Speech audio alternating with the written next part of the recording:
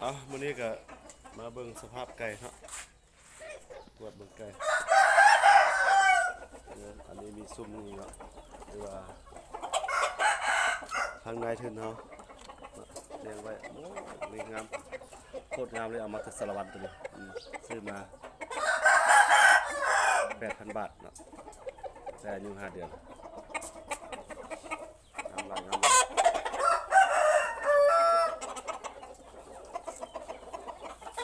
อันนี้ทีเด็ดเด้อตัวนี้ฝากติดตามเจ้า356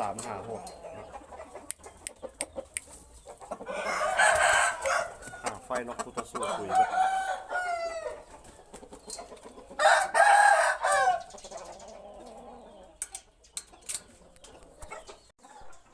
มีแต่โหดๆทั้งนั้นเนาะ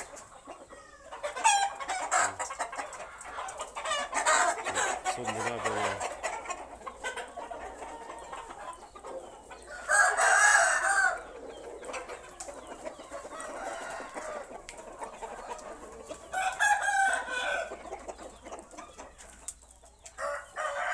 สังเวียน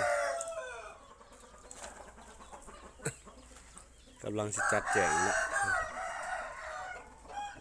ดูทำนั้นมันพกผสมล็อกผสมนั่นนะ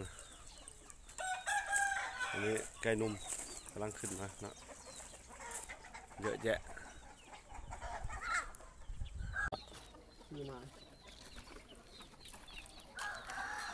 ลูกพี่เพิ่นพามาสมก็บักนี้ก็ได้ไว้เรื่องเลยไว้เรื่อง